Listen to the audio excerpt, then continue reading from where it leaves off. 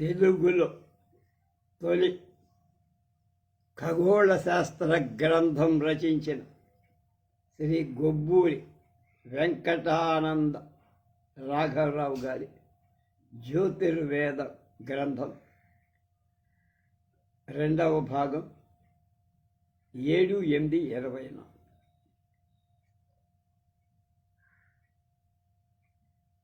ఋగ్వేద మంత్రాలు వాటి అర్థం తెలుసుకోవటం ప్రయత్నిద్దామని నేను చెప్పి ఆపారు.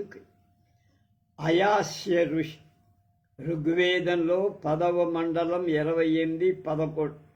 అభిశ్యావం కుశనోభిరశ్వం నక్షత్రేభిః పితరోధ్యామ పింశౌ రాత్రియంతమో అద దుర్జ్యోతిరగసి అని మంత్రం. పితరులు పగటి వేళ సూర్యకాంతిని, రాత్రి చీకటిని వ్యాపింపచేశారు. నల్ల గుర్రానికి ముత్యాల జాలలు వేసి, జాలరంటే దానికి పైన ఆభరణం అలంకరించినట్లు రాత్రి చీకటిలో నభూరంగాన్ని చుక్కల కోవలలో అలంకరించారు. అంత కవి అది పొయిటిక్గా చెప్పడం, కవిత్వీకరంగా చెప్పి. 2. శునస్సేపుడనే ఋషి ఋగ్వేదం 1:24-10లో ఇలా ఒక ప్రశ్న చేశాడు. అమీయ వృక్షా నిహితాస ఉచ్చ సక్తం తద్వసో కుక చిద్దివేయు.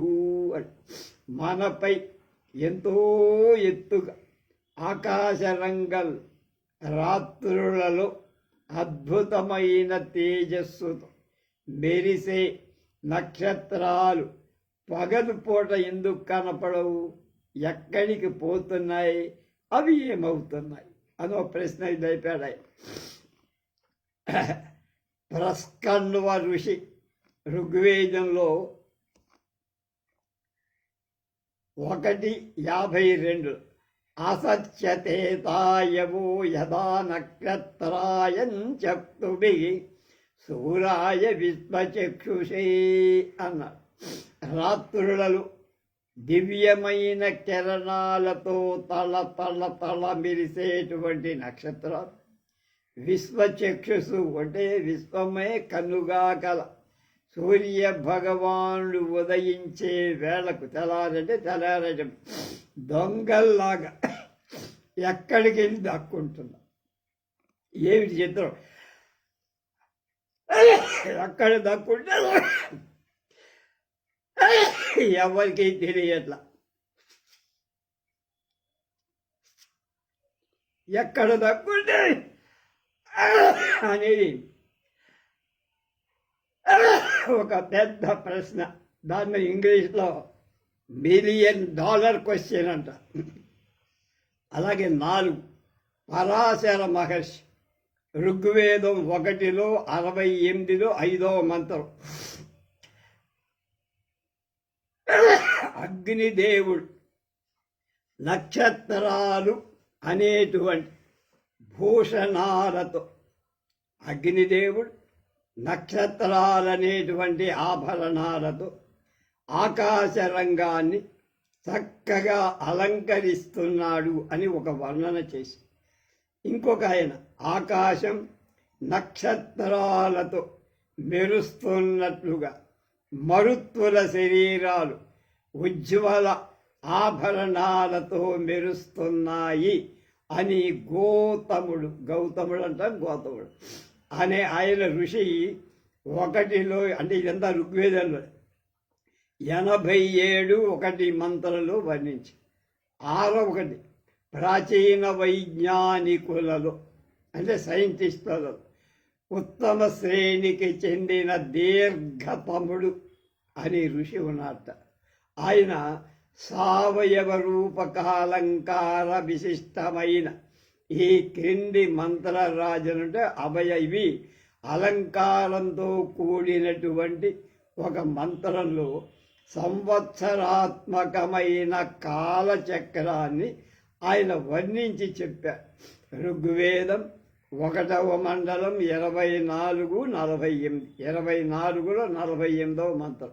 ద్వాదశ పదయ చక్రమేకం త్రీణి నభ్యానిక ఊతిచ్చికేతస్మిన్ సాకం త్రిశతాన శంకవోర్సితా షష్టిర్న చలాచలాసః. ఇందులో వర్ణింపబడిన ఒక చక్రం చెప్పాడు. ఆ చక్రం సంవత్సరానికి సంబంధించిన కాల చక్రం. ఈ చక్రపు ప్రధ అంటే నేమి ఉన్నదే అది అంటుంటుంది. అది 12 భాగాలు కల చక్రం. నన్నయ్య గారు కూడా నా మొదట్లో ఉదంకోపాఖ్యానంలో దీన్ని వర్ణించారు. చక్రం తిరిగేటప్పుడు నేలకు అంటినటువంటి చక్రపు అంచు ఏదైతే ఉందో ఆ భాగం పేరు నేమి అంట. అది 12 భాగాలుగా ఉన్నది. దానిలో మన బండి చక్రానికి ఆకులు ఉంటాయి, అవి మధ్యలో ఉండే దానికి కలపబడుతుంటాయి కదా, అలాగనమాట. ఈ 12 ఆకులు గల చక్రం అది. సంవత్సరం అంటే 12 ఆకుల చక్రం అన్న. ఈ క్రాంతి చక్రంలో 12వ భాగమైంది రాశికి అన్వయం చెయ్యాలి. కాబట్టి 12 రాసుల ప్రమేయం ఇందులో ఉన్నది. 12 రాసులు చెప్పుకుంటాక మనం ఆ 12 రాసులు ఇందులో దీనికి ఆ చక్రానికి ప్రతీకరణ. ఈ రాశి చక్రానికి నాభులు అంటే మధ్యప్రదేశాలు కలపబడేవి 3. అది వలయము కేవలం చక్రం కాదు, ఆ చుట్టూ ఉండేదే చక్రం కాదు, సర్కిల్. అండవృత్తం అంటే ఎలిప్టిక్గా ఉంటుంది. ఎలిప్ట్ అంటే ఇట్లా దీర్ఘవృత్తం అంటారు. అంటే ఒక రబ్బర్ బంద్ కాదు, రబ్బర్ బ్యాండ్ తీసుకొని ఆ చివర ఈ చివర సాగదీస్తే అది ఇలా కనపడుతుంది. దాన్ని వలయం అంటారు, పెరాబలా అంటారు ఇంగ్లీష్. కనుక 2 కేంద్రాలను, అప్పుడు ఆ పెరాబలాకి 2 నాభులు ఉంటాయి, అంటే సెంట్రల్స్ ఉంటాయి అన్నమాట. అసలు కేంద్రంతో 3 నాభులు చెప్పచ్చు, అప్పుడు 3 నాభులు. కనుక ఈ చక్రపు రేకుల సంఖ్య 360 అంటే 360. ఈ సంవత్సరానికి 360 రోజుల కింద మనం లెక్కేస్తాం కదా. రోజుకి ఒక రేకు చొప్పున లెక్కేసుకో. అంటే అది ఒక డిగ్రీ అని చెప్పడానికి వీలు కాక 360 రేఖలుగా డిగ్రీలు కలిగింది ఒక సంవత్సర చక్రం అని. సంవత్సరాలలో 360 డిగ్రీలు ఉంటాయి. అదే జ్యోతిష్ చక్రం. దీర్ఘతముడు స్పష్టంగా దీన్ని వర్ణించి ఇలా చెప్పారు.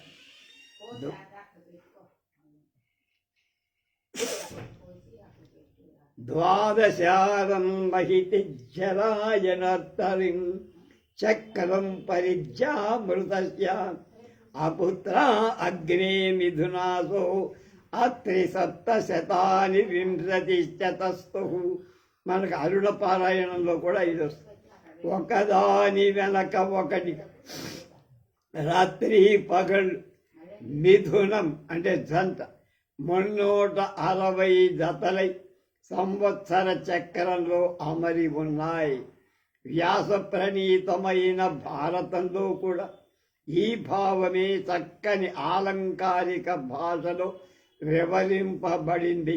ఆది పర్వం 3వ ఆశ్వాసంలో 22, 23, 28 శ్లోకాలు. త్రీణ్యర్పితాన్యత్ర శతాని మధ్యే షష్టిశ్చ నిత్యం చరతి ధ్రువేస్మిన్ చక్రే 24 పర్వయోగే షడ్వై కుమారాః పరివర్తయంతి. అది 22వ శ్లోకం. 23 తంత్రం ఛేదం విశ్వరూపే యువత్యౌ వయతస్తూన్ సతతం వర్తయంత్యౌ కృష్ణాన్ సితాంశ్చైవ వివర్తయంత్యౌ భూతాన్యజస్రం భువనాని చైవ. 28వ శ్లోకం. ఏతే స్త్రియో దాతా విధాతా చ ఏ చ తే కృష్ణాస్థితాస్తం వదస్తే రాత్ర్యహాని యదపి తచ్చక్రం ద్వాదశారం షడ్వైర్కుమారాః పరివర్తయంతి తేనేపి షడ్ఋతవః సంవత్సర చక్రం. అది ఇవి 6 ఋతువులు, 12 నెలలు అలాగన్నమాట. దీన్ని నన్నయ్య గారు చక్కగా ఇందాక చెప్పేగా నేను నన్నయ్య గారు తెలియదు. పొరతులిద్దరు ధాతయును విధాతయు వారి అనువయించు శితకృష్ణ తంతురాజిత తంతరమది అహోరత్రములి ద్వాదశారములు కదుగు చక్రంబు మాసాత్మ సంవత్సరంబు కుమారులు 6 మరియు ఋతువులు. ఇక్కడ మనం గమనించాల్సిన ముఖ్య విషయం ఇంకొకటి ఉందంటున్నారు గొబ్బూరి వారు. సంవత్సర చక్రంలో 360 రోజులను డిగ్రీలుగా ఉంటాయి. ఆ లెక్కనే రేఖాగణితాత్మకమైన ప్రతి చక్రానికి 360 డిగ్రీలుగా భాగిస్తారు. అంటే ఆ 360ని 12 పెట్టి భారిస్తే 36 డిగ్రీలు వస్తాయి. 12 3 36 కదా, 30 డిగ్రీలు. కనుక ఆ చక్రానికి 2 సమభాగాలుగా విభజిస్తే చాపాలు ఏర్పడతాయి. Bisect circuit and you get 2 semi circuits. మధ్యలో ఒక గీత చక్రాన్ని గీస్తే పైన చక్రం అర్ధ చక్రం, కింద ఒక అర్ధ చక్రం కలదు. ఈ చాపాలు 2 సమభాగాలు చేస్తే తురియాలు ఏర్పడి బైసెక్ట్ సెమీ సర్కిల్ అండ్ ఎట్టుగట్టు 2 క్వాడ్రంట్స్. పై చక్రాన్ని 2 భాగాలు, కింద చక్రాన్ని 2 భాగాలు చేస్తే మొత్తం 4 క్వాడ్రంట్లు ఏర్పడి తురీయంలో 90 డిగ్రీలు కల రైట్ యాంగిల్ ఉంటుంది. అంటే ఇక్కడి నుంచి ఇట్లాగనమాట. అది కనుక 1 90, 4 90, 360 అట్లాగా. ఈ అంశాన్ని భాస్కరాచార్యుల వారు మేధస్థ మనకి గొప్ప మ్యాథమెటీషియన్ ఆయన ఈ గిందువ శ్లోకంలో చక్కగా భాస్కర గణితంలో చెప్పారు. దళీకృతం చక్కరముశంతి చాపం కోదండ ఖండం కలు తొరియ గోళ. సరికోణానికి 90 భాగాలు అనటం త్రికోణ గణితాది గణిత శాఖలన్నిటికీ ముఖ్యమైన భాగం. దాన్ని సమకోణం అంటారు. సమకోణం అంటే 90 డిగ్రీలు, రైట్ యాంగిల్ అంటారు ఇంగ్లీష్. కనుక ఈ పునాది మొదట నిర్మించిన వాడెవరు? దేవ ఋషి అయిన దీర్ఘతమ ఋషి చెప్పారు. కనుక ప్రపంచంలో అంతా ప్రాచీన నవీన గణకులం. ఆయన పెట్టిన భిక్ష. చక్రానికి 360 భాగాలు అనడం సంవత్సరంలో రోజుకు 1 భాగమని మనం అనుకో. ఈ మూలంగా సరికోణమితి రైట్ యాంగిల్ ఏర్పడటం దీర్ఘతముడు చెప్పిన బీజాలు, ఆయన వేసిన బీజం. ఈ బీజాలు కాలక్రమంగా పెరిగి పెద్దవై శాఖోపశాఖలుగా ప్రపంచమంతటా వ్యాపించి ఇవాళ గణిత ప్రకృతి శాస్త్రాలకి, ఫిజిక్స్ అభివృద్ధికి ముఖ్య కారణాలయ్యాయని మనం మర్చిపోకూడదు. ఇక్కడ బీజం వేసిన వాడు దీర్ఘతముడనే ఆయన మహర్షి. సౌర సంవత్సరం అంటే చాంద్ర సంవత్సరం, సౌర సంవత్సరం అంటే భూమి సూర్యుడి చుట్టూ ఒకసారి తిరిగి రావటానికి పట్టే కాలం 365 రోజుల పైన సుమారు 6 గంటల కాలం. సంవత్సరం అంతా భూమి సూర్యుడి చుట్టూ ఒక్కసారి తిరిగి రావటానికి 365 రోజుల 6 గంటల కాలం పడుతుంది. అదే మన సంవత్సరం. చంద్రుడు భూమి చుట్టూ ఒకసారి తిరిగి రావటానికి 29.5 రోజులు పడుతుంది. 12 చాంద్రమాసాలు అంటే 12 నెలల కింద 29.5 × 12 354 రోజులు మాత్రమే పడుతుంది. ఇంకా 2 రోజులు మిగిలినాయి. కాబట్టి 12 చాంద్రమాసాలకు ఒక సంవత్సరానికి తేడా ఇంచుమించుగా 340కి 12 రోజులు, 12 రోజులు తేడా కాను. ఈ భేదాన్ని సరిచేయటానికి ఋతువుల మితులు సంరక్షించటం కోసం సుమారు 3 ఏళ్లకొకసారి అధిక మాసాన్ని చేర్చుకొని సౌర చాంద్ర మాసాలు సరిచేసుకొని పంచాంగ గణన చేస్తున్నారు. అధిక మాసాపు ఏర్పాటు ఋగ్వేదంలో స్పష్టంగా చెప్పబడి 1వ మండలం 25:8 వరుణ సూక్తంలో వేదమాసోద్ధృత వ్రతో ద్వాదశః ప్రజావతః వేదాయ ఉపజాయతే అని అధిక మాసం ఉపజాతమై ఉన్నట్టుగా చెప్పబడి శాస్త్ర విజ్ఞానానికి సరైన కొలతలు అవసరం. ఏదో సుమారు పనికిరాదు. చంద్రగమనాన్ని అనుసరించి నెల మాసాలు మానం ఏర్పడి మంది చాంద్రమానం. మన తెలుగుదేశంలో నెల అంటే చంద్రుడికి పేరు కనుక చంద్రోదయం అయినప్పుడు తెలుగు ప్రజలు నెల పుడిచిందనేవారు అంట. సంస్కృత భాషలో మాన శబ్దానికి కాలమానం అనేది. మానం అంటే ఇంకొకటి కూడా, ఇక్కడ కాలమానం అనే అర్థం.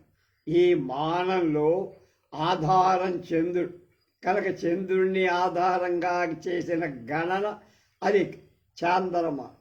సంస్కృత మాన శబ్దాన్ని మూలం నుండి ఇంగ్లీషు మూన్ అనే శబ్దం పుట్టిందని వైజ్ఞానికులు భాషావేత్తలు చెప్తున్నారు.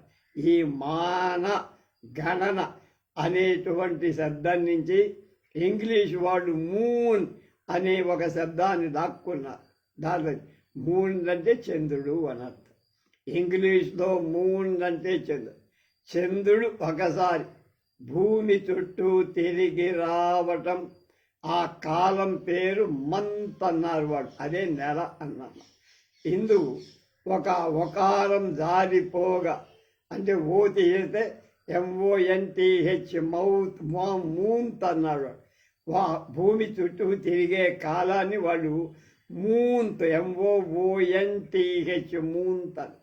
అందులో ఒక ఓ తీసేస్తే MONTH మంత్ అయ్యింది.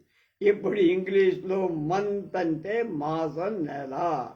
భారతీయుల నిత్య వ్యవహారాలలో 320 తిథులను 354 రోజులలో కొన్ని నిబంధనలను బట్టి సర్దుతూ 3 ఏళ్లకొకసారి అధిక మాసాన్ని ఏర్పరచి సౌర సంవత్సర కాల గతితో పాటు చాంద్రమాసాన్ని కూడా సరిచేసి అధిక మాస నిర్ణయంతో పంచాంగాలను సరిచేస్తున్నారు.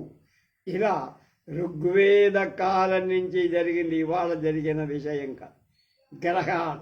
గ్రహణ ఒక చక్రంలో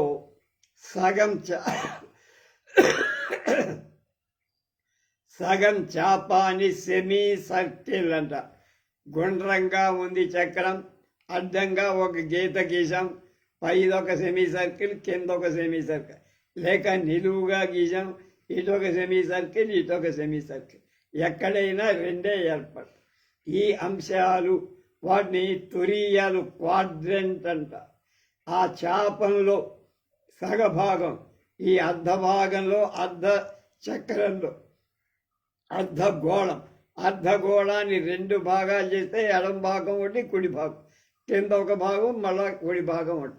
అది క్వాడ్రంట్ అంటారన్నమాట. ఇది 90 డిగ్రీలు, ఇటు 90 డిగ్రీలు, ఇటు 90, కింద 90, 2 పక్క 90.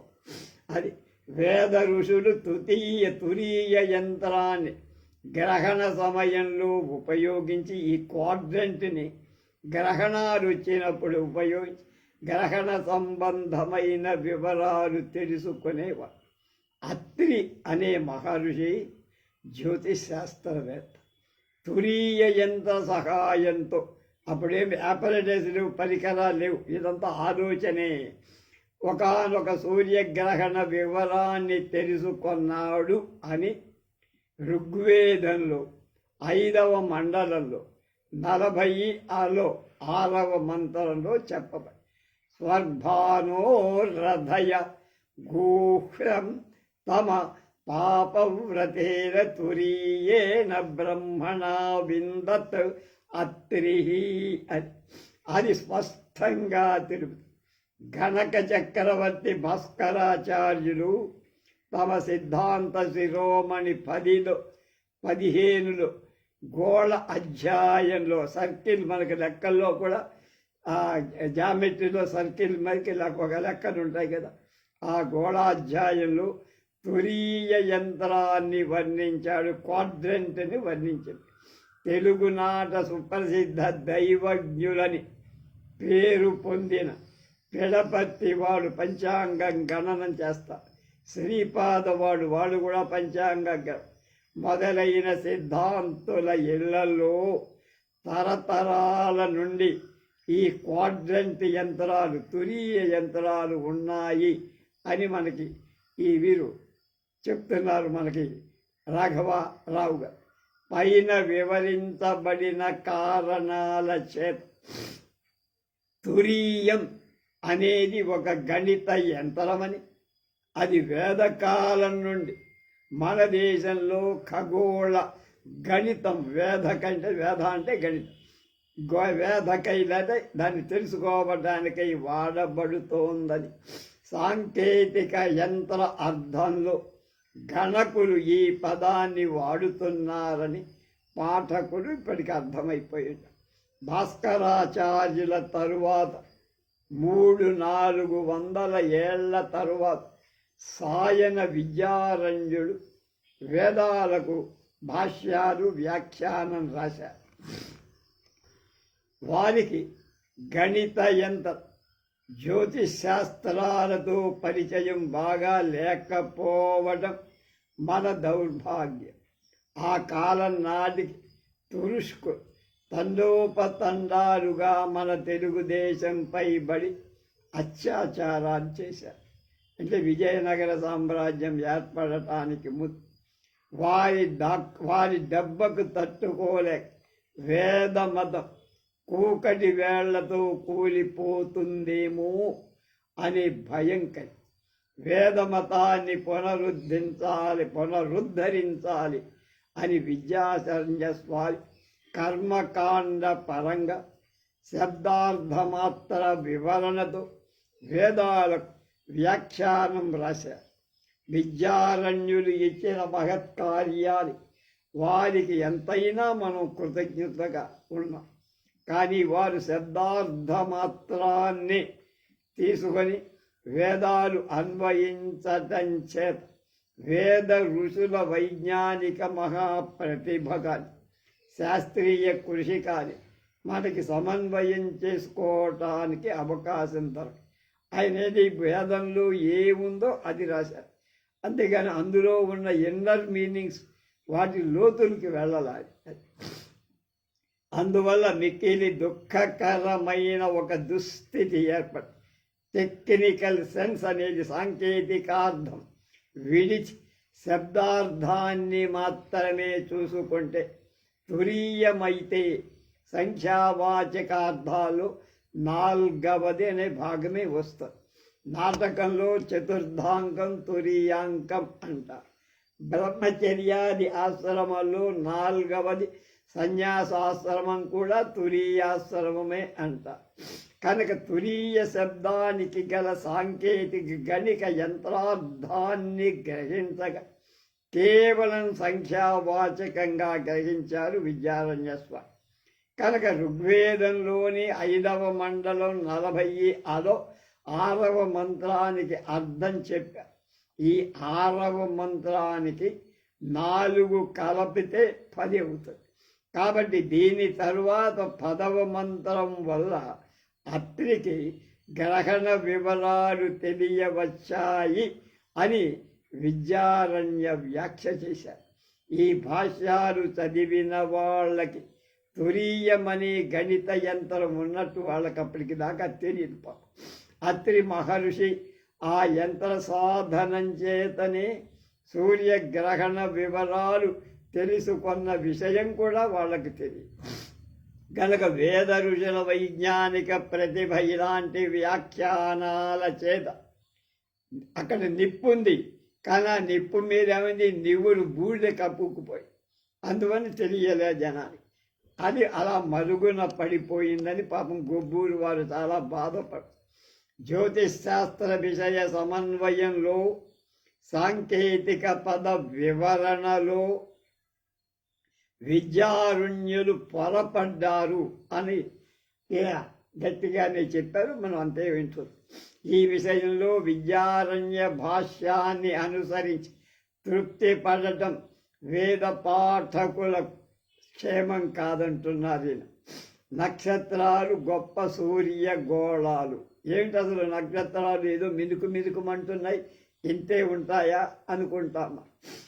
ఆకాశ రంగంలో వెదజల్లిన ముత్యాల విధంగా తాపించిన వజ్రపు తొనకల్లాగా అక్కడ ఏమైనా వజ్రాలు అక్కడ అతికారా అన్నట్లుగా నక్షత్రాలు చూడటానికి చాలా చిన్నవిగా మినుకు మినుకు మనపడు.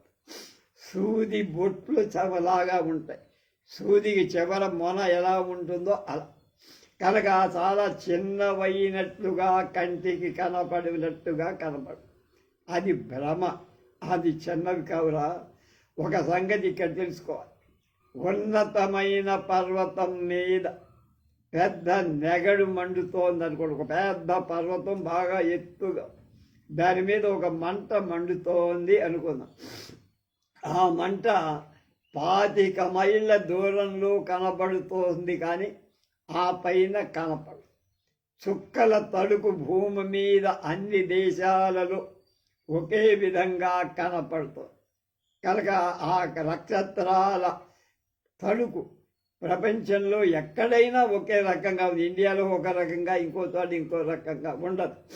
ఆ చుక్కలు ఎంత ఎత్తున ఎంత తేజస్సుతో ఉన్నా 25,000 మైళ్ళ చుట్టుకొలత కల భూమి మీద ఎక్కడ నిలబడి చూసినా అదే విధంగా కనపడతాయో, ఎందుకు కనపడతాయో మనం ఆలోచించమంటున్నారు. ఇటీవల ఆంగ్ల కవులు ఈ నక్షత్రాలు బ్రహ్మాండ పరిమాణం గల సూర్య గోళాలు కానీ చుక్కబొట్లు కావు అని వర్ణించి చెప్పి ఈ అంశం సప్త దిశో నానా సూర్యా అనే ఋగ్వేద మంత్రం మనకి చక్కగా పరిస్ఫుటం చేస్తుంది. ఋగ్వేదంలో 11వ మండలంలో 114వ 3వ మంత్రం. నక్షత్ర పరిమాణం అంటే దాని సైజు, అందులో ఉండే తేడా, దాని గురించి ఇప్పుడు చెప్తున్నా. వేద ఋషులలో ప్రఖ్యాతి పొందినటువంటి మేధాతిథి మన భూ పరిమాణాన్ని, సూర్యగోళపు పరిమాణాన్ని, ఊర్ధ్వలోకము యొక్క పరిమితిని ఇంద్రుడితో పోల్చి తేడాలు చెప్పారు. ఇంద్రుడు అంటే మన 27 నక్షత్రాలలో 27 నక్షత్రాలు ఉన్నాయి. అశ్వని, భరణి, కృత్తిక. అందులో జ్యేష్ఠ నక్షత్రం ఇంద్ర నక్షత్రం. నక్షత్ర ఇష్టి జ్యేష్ఠ నక్షత్రం ఇంద్రో దేవత అని చెప్తారు. కనుక ఇలాంటి మహాద్భుత మంత్ర యంత్ర శక్తులతో విశేష పరిశ్రమ చేసి పరిశీలిస్తే జ్యేష్ఠ నక్షత్రం మన సూర్యగోళం కంటే పరిమాణ విషయంలో 90 కోట్ల రెట్లు పెద్ద. 1 కోటి కాదు. సూర్యుడు ఎంత పెద్దవాడో మన కళ్ళకు కనపడు. ఆ సూర్యుడి కంటే 90 రెట్లు కాదు, 90 కోట్ల రెట్లు పెద్దది జ్యేష్ఠ నక్షత్రం. అందుకనే జ్యేష్ఠ పెద్దది అని అర్థం అన్నమాట. కనుక ఆ జ్యేష్ఠ నక్షత్రం సూర్యమండలానికి 90 కోట్ల పెద్దది. అంత పెద్ద నక్షత్రం అన్నది. సరిగ్గా 9 కోట్లను ఖండించి సంఖ్యా నిర్ణయం చేసి చెప్పలేదు, కానీ సామాన్య భాషలో బహుసంఖ్యాయుతమైన అర్థంతో మేధాతిథి అనే మహర్షి కూడా 1000 సూర్యులైన ఇంద్రుడితో సరిరారు, జ్యేష్ఠ నక్షత్రానికి సరిపోరు అని మాత్రం చెప్పాడు ఆయన.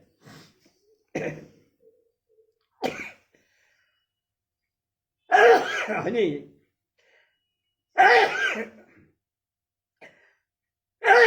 ఋగ్వేదంలో 8వ మండలంలో 59వ భాగంలో 5వ మంత్రం, యజ్ఞావ ఇంద్రతే శతం శతం భూమిరుతం యః సత్యా వజ్రసహస్రం సూర్యా అనునజాతమస్తరోదసీ అన్నాడు.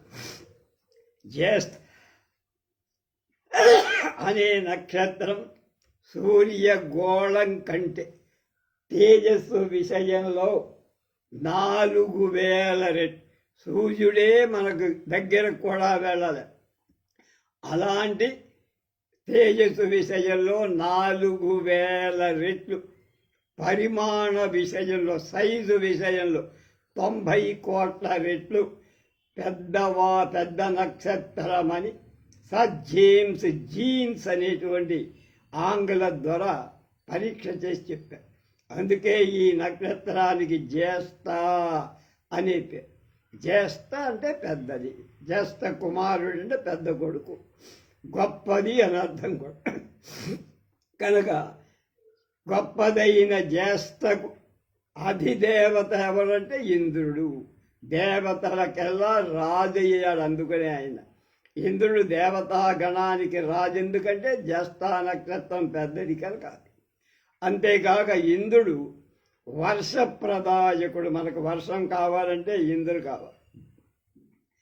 మాయా మృగమని, మృగ శిరస్కులని అంటే మృగం లాంటి శిరస్సు కలిగి ఉంటాడని వేదాల్లో వర్ణింపబడిన వృత్రాసురుడనే వాడిని చెప్తుంటారు. మరి వాణ్ణి సంహరించి ఇంద్రుడు జలప్రదానం చేసి ప్రజలకు, రైతులకు పూజారుడయ్యాడు.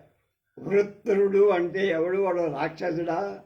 సంఖ్యాపరంగా జ్యోతిశాస్త్రపరంగా వాడిని ఆలోచించారు.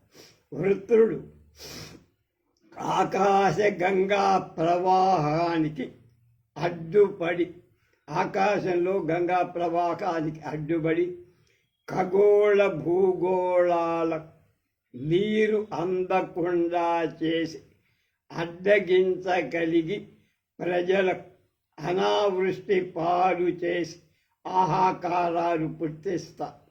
ఇంద్రుడు ఈ రాక్షసుడిని సంహరించి ఖగోళపు ఆకాశ గంగా ప్రవాహాన్ని ఏమాత్రం ఆటంకం లేకుండా చేసి వేంద్రాన్ని ఉడిపి అంటే వాడి ఆధిక్యాన్ని మంటగలి ఆకాశ గంగను భూమి మీదికి అవతరింపచేసినట్లుగా వర్షం ప్రసాదించి కర్షకులకు ఆనందాన్నిచ్చి ఆర్యజనులకు ఇష్ట దైవమయ్యాడు ఇంద్రుడు. కనుక జ్యోతిశాస్త్ర దృష్టిలో జ్యేష్ఠ నక్షత్ర స్వరూపుడైన ఇంద్రుడు జ్యేష్ఠ మాసంలో సూర్య అస్తమయం కాగానే తూర్పున ఉదయించినప్పుడే మృగశిర అనే నక్షత్రం అస్తమిస్తుంది. కనుక మృగశిర అస్తమించడం, జ్యేష్ఠ నక్షత్రం ఉదయించడం రెండూ జరుగుతాయి. మృగశిర కార్తె ప్రవేశం అంటారు. అప్పుడే మృగశిర కార్తె ప్రవేశిస్తే వర్షాలు ప్రారంభమైనట్టే కదా. మృగశిర బిందించుటంతో వర్షాలు కురివటం ప్రారంభమవుతాయి. కనుక మృగశిర కార్తె రాగానే మన చేపల వీళ్ళు ఉబ్బసంగారికి వాళ్ళకి చేపల మందు ఆ మృగశిర కార్తె ప్రవేశం రోజునే హైదరాబాదులో వేస్తారు. వాళ్ళు సోదరులు ఉన్న నాయుడు సోదరు. వృత్రాసురుడి ఆటంకం తొలగించి దివిజ గంగా ప్రవాహాన్ని భూమి మీదికి అవతరింపచేసింది అని ఉత్ప్రేక్షగా చెప్పటానికి ఇది ఒక ఉదాహరణ. వృత్రాసురుడు నక్షత్రుడు ఉన్నాడు లేదో తెలియదు. వృత్రాసురుడు అంటే ఇది అడ్డుపడుతుంటాడు జ్యేష్ఠ నక్షత్రానికి వర్షం రాకు. అందువల్ల దాని పక్కకి తొలగించి వర్షం వచ్చేటట్టుగా ఇంద్రుడు చేస్తాడు. దాన్ని చంపాడని అర్థంగా చెప్పారన్నమాట. ఆకాశ గంగ క్షీరోదకం, క్షీరోదం అంటే మిల్కీ వే, పాలబిల్లి అంట. ఆకాశం నిర్మలంగా ఉన్నప్పుడు రాత్రి వేళ ఖగోళాన్ని ఒకసారి పరిశీలించే వాళ్ళకి తెల్ల తెల్లగా ఒక పుంత అంటే మార్గంలాగా దారిలాగా కనపడి ఒక చక్కటి దృశ్యం కనపడు. అనాది కాలం నుండి అనేక దేశ జనాలు దీన్ని చూసి అనేక రకాలుగా అనుకున్నారు. ఇది స్వర్గలోక సంబంధం కలిగిందని చాలామంది భావించారు. చైనా దేశస్థులు ఇది ఒక నదిని తీన్ హో అన్నారు. మానవుల మరణం తరువాత వాళ్ళ ఆత్మలు ఈ మార్గంలో పోయి ఉత్తమమైన లోకాలకు చేరతాయని చైనా వాళ్ళ విశ్వాసం. అలాగే జీవులు మన మార్గంలో, జీవులు అంటే చచ్చిపోయిన తర్వాత ఈ దారినే పట్టిపోయి చివరకు విశ్వప్రభువుడు అంటే మనల్ని ఎవరు సృష్టించారో ఆ దేవుడి మందిరం చేరతారని ఓవిడ్ అనే పేరు గల రోమన్ కవి వర్ణించి చెప్పారు. స్వర్గలోకంలో దేవుడి నివాసం చేరుకోవటానికి ఈ మార్గం నిర్మించబడిందని మానవుల అనేక జాతుల వాళ్ళు తరతరాల నుండి చెప్పుకుంటున్నారు. సుదీర్ఘం అంటే చాలా పొడవైంది, సువిశాలం చాలా విశాలమైంది అయిన ఈ వినువీధిని అంటే ఆకాశాన్ని భగవంతుడు బంగారు రజంతో అంటే బంగారం యొక్క పొడితో చేశాడని, చుక్కలతో దాని చదును చేశాడని ఆంగ్ల కవి మిల్టన్ కవి కవిత్వీకరించారు. ఈ వియత్తు మార్గం ఆకాశ మార్గాన్ని తీర్చిదిద్దినట్టుగా రుజురేఖల మధ్య ఎక్కడా అది నిర్మించబడాల. ఒక చోట చాలా సన్నంగా, మరొక చోట చాలా వెడల్పు లావుగా, ఒక చోట పల్చగా, ఒక చోట దట్టంగా, దట్టం అంటే సాందరంగా కూడా తోస్తుంది.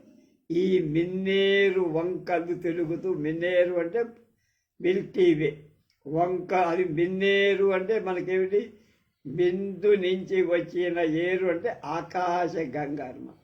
తిరుగుతూ గుగ్గి గుగ్గిగా కనబడుతూ సముద్రపు ఉప్పుటేళ్లలాగా శాఖలతో కంద పిలకల వంటి మడకలతో కూడుకొని అడ్డదిడ్డ అంబురాశి అంటే సముద్రంలాగా అష్టావక్ర రూపంతో కనిపిస్తుంది. ఒక ఖరీదైన మార్గం ఉండదు, అనేక వర్గాల వంపులు టింపులుగా ఉంటుంది. చెదరిన అంచులతో చిత్ర చిత్రంగా కనపడుతూ ఈ తెల్లని దృశ్యం ఆకాశంలో చుట్టి పెనవేసుకొన్న తెల్ల తాసుపామా అన్నట్టుగా ఒక భ్రాంతి కలిగిస్తుంది. ధవళ ధవళమై అంటే తెల్ల తెల్లగా కనపడి ఈ వింత దృశ్యాన్ని 2 భాగాలు చేయొచ్చు అంటున్నారు గొబ్బూరి వారు. ఒకటి పలచగా ఉన్న భాగం ఒకటి, దట్టంగా పొగమంచులాగా సాంద్రమైనటువంటి భాగం ఒకటి కనపడి ఇది శరమేఘం వంటి రూపం కలదు. మొదటి పొగమంచులాగా ఉంటే రెండవది శరత్కాలపు మేఘంలాగా దట్టంగా. పాల పోలికను బట్టి ఈ 2 భాగాలకు మన ఆర్యులు దాన్నే పాల సముద్రం అన్నారు. అందులోనే రాక్షసులు దేవతలు మథనం చేసి క్షీరసాగర మథనం చేశారని, అందులోని అమృతం హాలాహలం విషం కూడా పుట్టిందని, లక్ష్మీదేవి చంద్రుడు కల్పతరువు కల్పవృక్షం కామధేనువు నిధులు అందులో పుట్టాయని మనం చెప్పుకుంటాం మామూలు. కనుక ఈ క్షీరసాగరమని క్షీరోదం అని కూడా అన్నాం.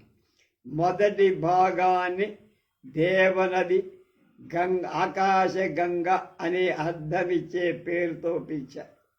అది ఇంద్రదైవత్యేకమైన జ్యేష్ఠ నక్షత్రం ఈ సాంద్రతర క్షీరోద ప్రాంతంలో ఈ దట్టంగా ఉన్నటువంటి పాలపుంత భాగంలో రేవతి నక్షత్రం.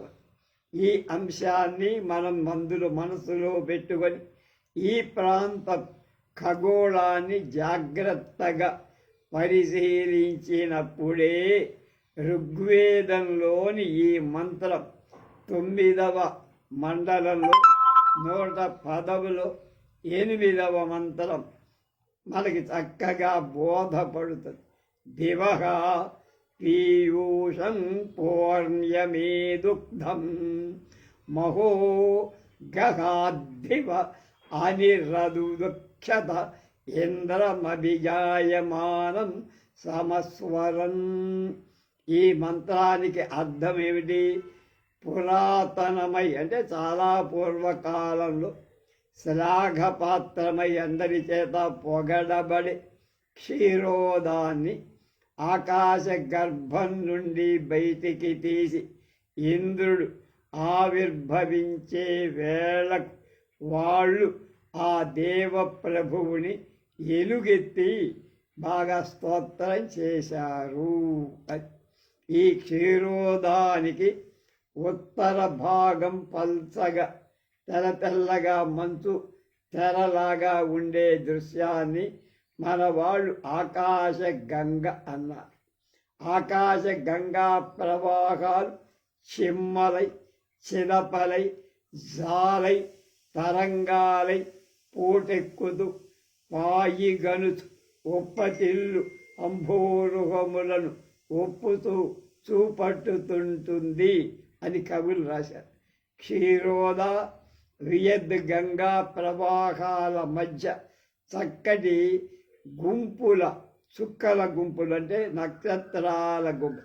ఈ పల్చని భాగం దట్టమైన భాగాలకి మధ్య మంచి నక్షత్రాల గుంపు ఒకటి ఉందట పాలపుంతలో అటు ఇటు మధ్య. ఆ చుక్కల కూర్పు ఎలా ఉంటుందట? హంస ఆకారంలో ఉంటుంది. అదిగా వేద ఋషులు ఆ చుక్కలను హంస అన్నారు. హగుంసస్సుషి సద్వసుషద్వరిక్ష సద్దో మారుత్ అని మనం సంధ్యావందన మంత్రం చెప్పుకోండి. కనుక అహంస అన్నారు. తర్వాత మహాకవులు దీన్ని హంస అని రాజహంస అని పాశ్చాత్యులు ఈ గుంపు నక్షత్రాన్ని సిగ్నస్ అన్నారు. ఈ సిగ్నస్ CYGNUS సిగ్నస్ అన్నారు. సిగ్నస్ అనే శబ్దం హంస అనే శబ్దానికి వికృతిగా మనం భావించుకోవాలి. కనుక ఆ సిగ్నస్ అన్న హంస అన్న ఒకటే అని చెప్తున్నారు గుబ్బూరి. హంస యొక్క విశిష్ట లక్షణాలు ఈ నీరక్షీర విభాగ నైపుణ్యమని మన దేశంలో కవిసి. హంస పాలల్లో కలిపిన నీళ్లను వేరు చేస్తుందని మొదటి నుంచి మన పుస్తకాలన్నీ గ్రంథాలన్నీ రాస్తూనే ఉన్నాయి. దాని గొప్పతనంగా మనం చెబుతుంటారు. ఇక్కడ ఏదైనా సంబంధం ఉందా అంటే దాన్ని అనుసరించి భర్తృహరి గుంభలమున దుగ్ధజీవన విభాగ విధాన నిరూఢ నైపుణీ జనిత మహా యశస్సు హంసకు ఉందని చెప్పారు. అంటే పాలు నీళ్ళని వెడగొట్టే లక్షణం హంస. బ్రహ్మకి వాహనం కూడా హంస, సరస్వతి వాహనం కూడా హంస. ఒకప్పుడు పక్షులన్నీ తెల్లపడిపోగా బ్రహ్మదేవుడు తన హంస ఏదో తెలుసుకోవటానికి పాలు నీళ్లు కలిపి మిశ్రమాన్ని ప్రతిపక్షాల దగ్గరికి తీసుకువెళ్ళారు. మిగతా పక్షులకు వీరక్షీరే గృహీత్వా నిఖిల భగవతి యాది నాళీక జన్మ అని కాళిదాసు గారు ఒక చాటు చెప్పారు. మన దేశంలో నప్పితే ఏ పక్షులు కూడా ఆ రెండింటిని వేరు చేయలేకపోయాయి, హంస ఒకటే వేరు చేయగ అని కాళిదాసు గారు చెప్పారు. కనుక మన దేశంలో హంస నీరక్షారం అనేది హంస క్షీరన్యాయం. ఒక గ్రంథంలో మంచి సంగతులు గ్రహించి మిగతా వాటిని వదిలేస్తే పాఠకులు హంస క్షీరన్య న్యాయాన్ని పాటించారు అని అంటూ ఉంటారు మనవారు. అదేవిధంగా ఒక ఉపన్యాసంలో మంచి విషయాలను మాత్రం గ్రహించి చెడ్డ సంగతులను వెడవమని వక్తలు శ్రోతలను వేడుకుంటూ ఉంటారు. అదే నీరక్షీర నాశంలో పాలు తీసుకొని నీళ్లు వదిలినట్టుగా. అలాగే ఖగోళ భూగోళాలలో ఇలా జరిగే విశేషం జరుగుతూ ఉంటుంది. జ్యోతిర్గోళాలలో క్షీరోద దివిజ గంగా ప్రవాహాల మధ్య అంటే పల్చని నక్షత్రాల సముదాయం మధ్య, చిక్కడి నక్షత్రాల సముదాయ మధ్య హంస నక్షత్రాలు నీర క్షీరాల నేర్పాటుగా విభజించడం మనోజ్ఞమైన దృశ్యం. ఒక మానస ఆకాశంలో మనం చూస్తే తెలుస్తుంది. ఒకప్పుడు విష్ణు భగవానుడు త్రివిక్రముడే వామనావతారంలో విశ్వాన్ని 3 అడుగులతో కొలిచాడు అని తెలుసుకున్నాము. అప్పుడు తెలిపిట్ట రౌతు బ్రహ్మదేవుడు తన కమండ జలంతో విష్ణు పాదాలు కడిగాడట. బ్రహ్మ కడిగిన పాదము అని మనకి అన్నమాచార్య గారు అది అప్పుడు కడిగాడు బ్రహ్మ. అంటే తన పాదాలు 3 లోకాల్లో పెట్టే బ్రహ్మలోకంలో దొరికొచ్చిన పాదాన్ని విష్ణువు తన కమండలపు జలం చేత కడిగాడు. అప్పటి నుండి దివిజ గంగా విష్ణు పాదంలో ఉద్భవించి దేవలోకంలో ప్రవహించి ఆకాశ మార్గంలో వక్షోహాల తిలకనా ఉప్పుతూ చివర భోగి కంకణుడైన అంటే పాములు మెడలో ధరించే ఈశ్వరుడి తల మీద పూల దండలాగా ఆ జటాజూటంలో చేరినట్టుగా మన పురాణాలన్నీ చెప్పు. ఈ బ్రహ్మాండ భాండ సంపత్తి కుక్షిని గల్గు పద్మనాభుని పదాబ్జమున బట్టి ఆ దేవదేవుడి సత్పుత్రి అయింది విజయ గంగాభవ. కనుక మొదట సెలయేటిలాగా కిందికి దూకి తర్వాత హంసపాదాన్ని చేరుకున్న దివ్య దృశ్యం చక్కగా పరికించి పాశ్చాత్య వైజ్ఞానికులు నేర్పుగా తీసిన తేజపటం సింహాచల జలపాతాలలో ఆకాశధారను స్ఫురింపచేస్తోంది. ఎత్తున నుండి జలధార దిగువకు ఉరికినప్పుడు అల్లకల్లోలమై నొరగలు కక్కటం మనందరికీ తెలుసు. కోపశీలులను శాంతింపచెయ్యాలనుకునేవాళ్ళు కొందరుంటారు. శాంతానికి నిదానానికి హంస పెట్టింది పేరు. కనుక మన ఖగోళ రాజహంస తన పదాన జారి పడింది. విజయ గంగా ప్రవాహము యొక్క కల్లోల భీభత్సాన్ని ఆపేసింది. ఆ జలాలకు నెమ్మదిగా ప్రవహించే నేర్పు కల్పించి హంస పదం అంటినంతనే మిన్నేరు కల్లోలమంతా శాంతించి నెమ్మదిగా నిదానంగా ప్రవహించటం. ఈ అంశమే ఋగ్వేదంలో 10వ మండలంలో 124లో 9వ మంత్రం కళ్ళకు కట్టినట్లు ఎంతో రమ్యంగా వర్ణించబడి ఉందని గొబ్బూరి వారు చెప్తారు. భీభత్సూనాం సయుజం హంసమాహురపాం దివ్యానాం సఖే చరంతం అన్న. ఆకాశగంగా ప్రవాహానికి ఉద్రేకం అడిగిపోయి మృదు స్పర్శ మాత్రం చేత శాంతిని ప్రసాదిస్తూ చెరించే మిత్ర రూపమే హంస అన్నారు. అలా విష్ణు పాదోద్భవి అయిన త్రిదశేశ్వరి 3 లోకాలు ప్రవహించే గంగా నది హంస పాద స్పర్శ చేత పరమశాంతమూర్తి అయి పోయి చివరు అఖిల లోకాధ్యక్షుడై మించి విహరించు శివుడి జటాజూటం మీదికి చేరుకొని. శివుడంటే ఎవరు? రుద్రుడు. మన 27 నక్షత్రాలలో ఆరుద్ర నక్షత్రం రుద్ర దైవతకం. ఆరుద్ర నక్షత్రం వచ్చినప్పుడు శివాలయంలో వాళ్ళు ఇప్పుడు ఈ మధ్య కొత్తగా ఉత్తర ద్వార దర్శనం చేస్తున్నారు. మామూలుగా మనం దీనికి వైకుంఠ ఏకాదశి వైష్ణవాలయాలు చేస్తారు. అది మన 27 నక్షత్రాలలో ఆరుద్ర నక్షత్రం రుద్రదేవతుడైన శివుడికి సంబంధించి.